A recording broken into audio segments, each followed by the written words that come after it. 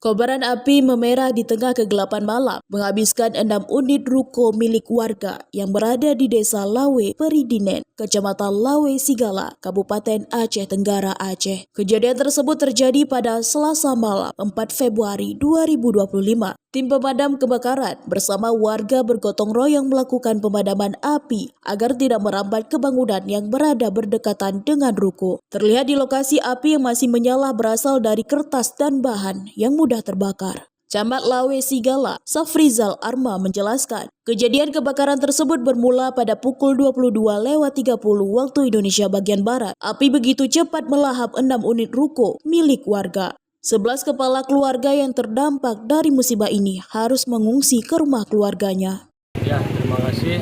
Untuk kejadiannya pukul 22.20 WIB. Itu sumber apinya dari mana? Sumber apinya dalam penyelidikan. Berapa unit rumah? Untuk rumah, posisi rumah ada 6 rumah berbentuk ruko dan 11 kepala keluarga yang terdampak kebakaran. Untuk kerugian Pak Camat?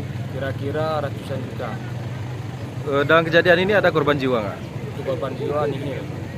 Terus ada untuk pengungsian Pak Camat, di mana? Untuk pengungsian sementara mereka di rumah keluarga.